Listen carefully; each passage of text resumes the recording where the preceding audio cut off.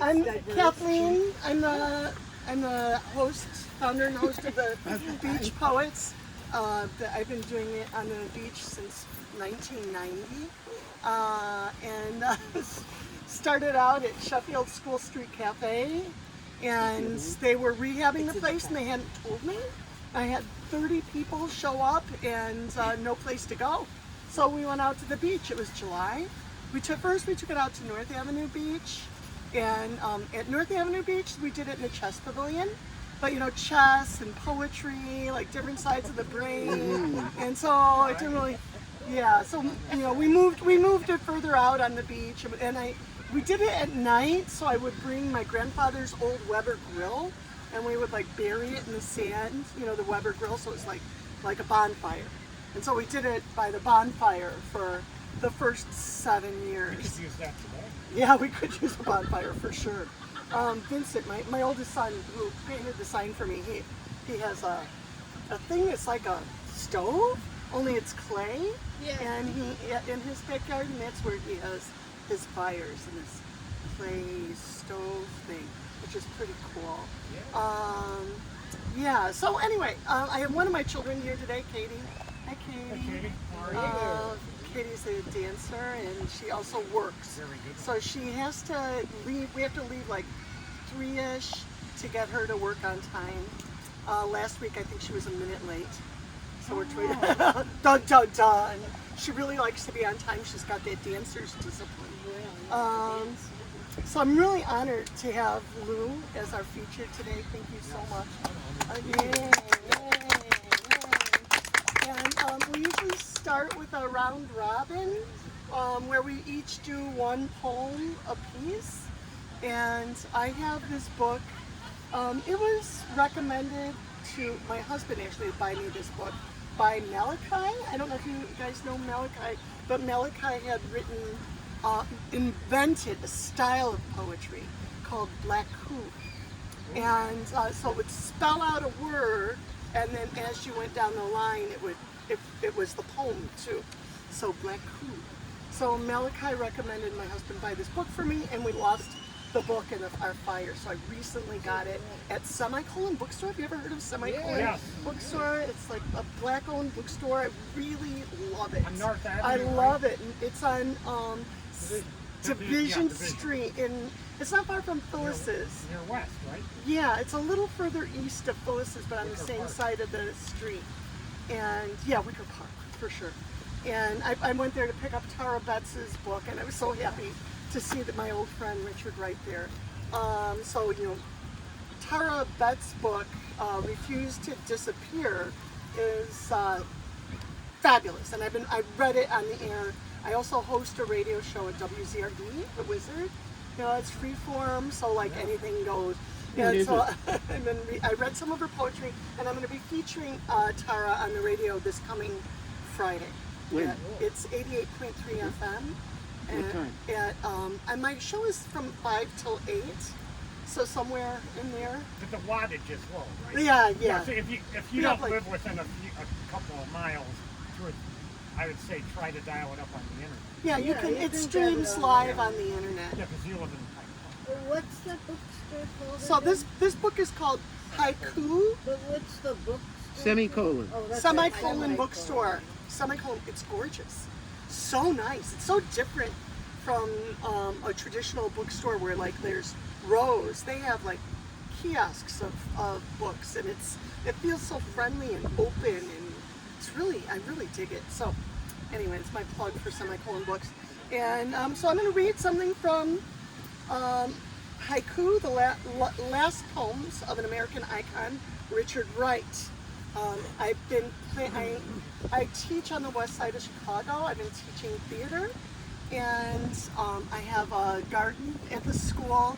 In the center of the school was a weed pit. And just coming to school every day and seeing a weed, thing full of weeds made me feel so bad. And I thought I could do something about that. So with the principal's permission, I tore out all the weeds and brought in tons of dirt and planted some sunflowers and pansies and marigolds and tulips and all kinds of things have been coming up, and the children are so excited about it.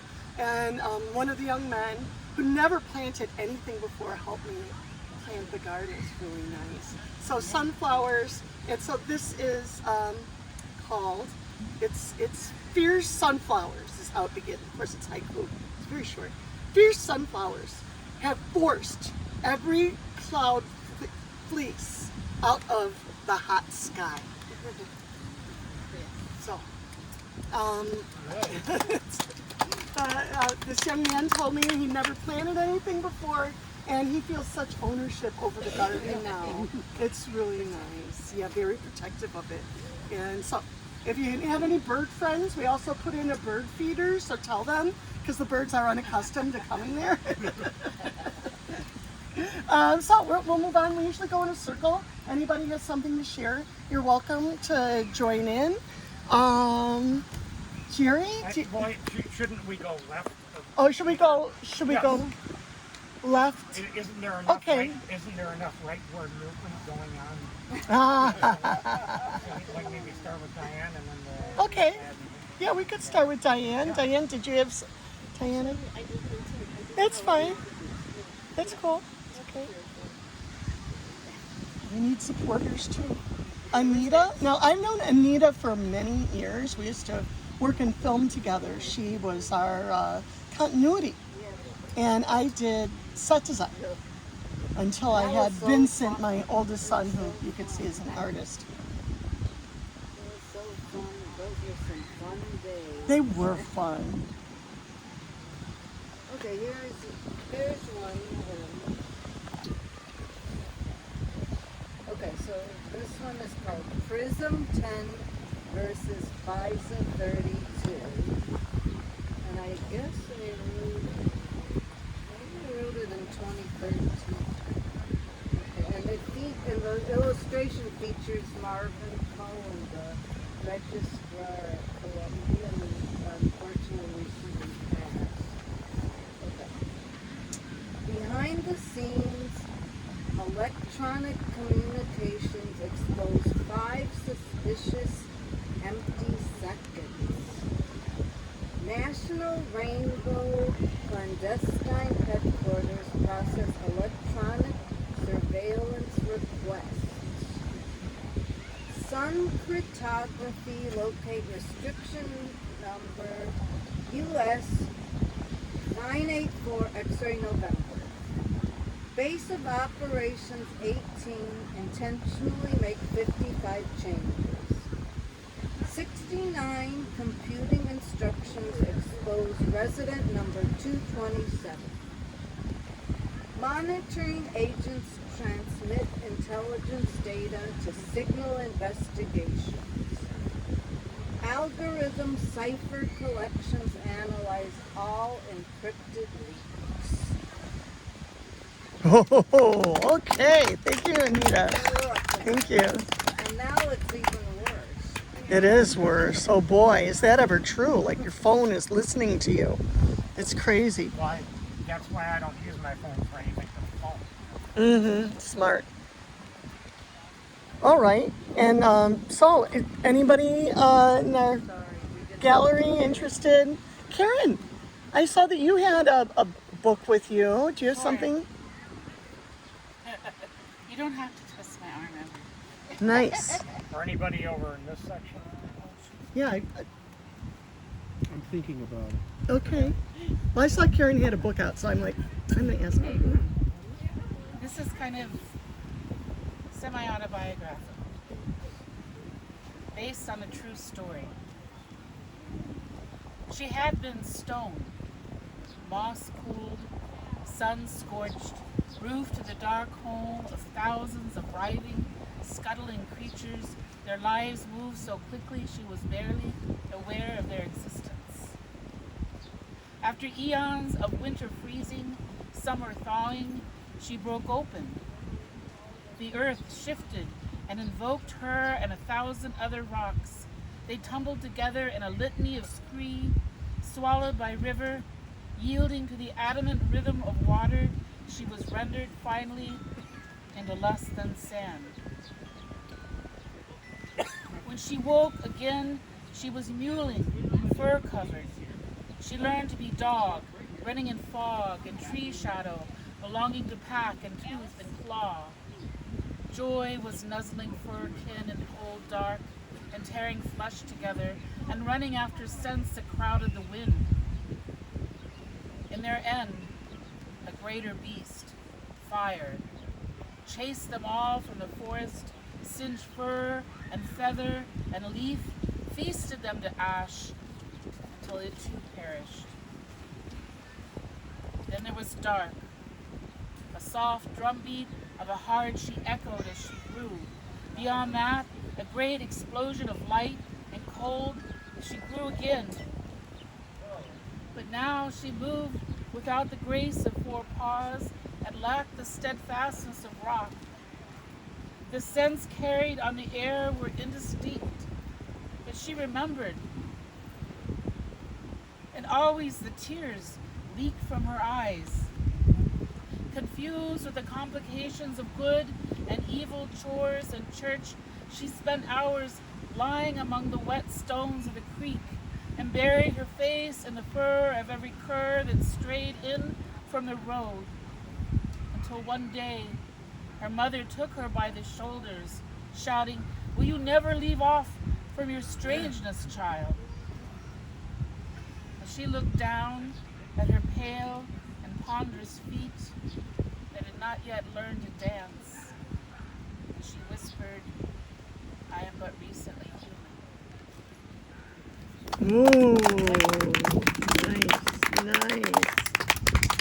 Thank you. Thank you. Yes, you have something? Yes, please. Okay, this is about the power of nonsense and the problems with believing that the future is going to solve all our problems. Are you sick and tired of high electricity bills? You want to do something about it? Well, now you can. You can tap into nature's own electric dynamo, the human brain. Yes, it's a scientific fact the human brain generates lots of electricity. Now, I know what you're asking yourselves. How do I get this electricity from my brain to the washing machine? Well, hold on to your hats, because Brain Co., the company that brought you the Glow Dome, is delighted to present the very latest in biodigital brain interfaces, the Brain Co. Electro Brain. Looks like an ordinary headband. Works like a miracle. What's it do? It does everything. Makes coffee, makes toast, runs the vacuum. Here, watch this. Amazing! And how much would you expect a little gizmo like this to cost? $9.99? $9.99? $9.99?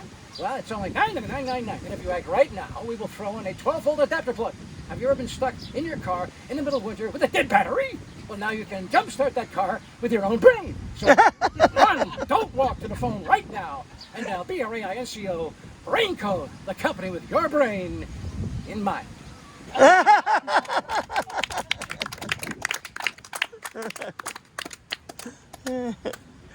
So, yes. I'm going to try one if I can remember it. Okay. On paper, but Lou here inspired me with see if I can remember. It's called Last Call, and it's about what's happening with all the guns. So Oh, when I good. get angsty, Mm-hmm. I get grimy, I guess. Called Last Call. Pop, pop, pop. My mother, mi madre, shops at the bodega down the block. I duck for cover, thinking how much I love her. The gangs don't like the silence, because their power comes in violence. Which is what makes you a man, not just a flash in the pan, like the smell of gunpowder, which leaves no doubt or something as to who's given direction when the trigger is pulled and the puddle cools, crimson red. Let's pour one out for the dead. Pow! The shit's got real now. Our babies hide behind desks, holding their breath, waiting on the rest.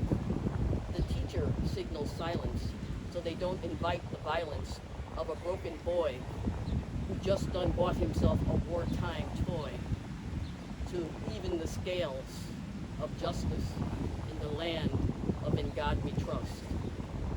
Another fooled as the trigger's pulled and the puddle cools, crimson red.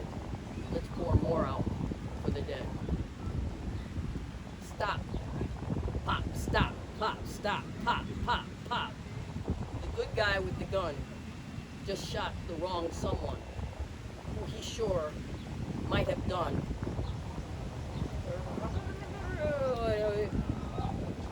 Someone who he sure may have done, or perhaps just chose not to stop, but run.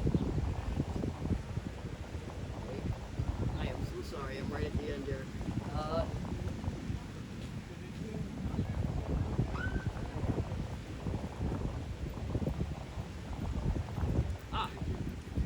Our society won't make such a fuss. Perhaps they'll say that he was just, in his own way, protecting us. Will there ever, protecting us. When the trigger was pulled and the puddles pooled, crimson red, let's pour another out for our dead. Will there ever, just the last, will there ever come a time when we have to choose between taking lives and saving booze?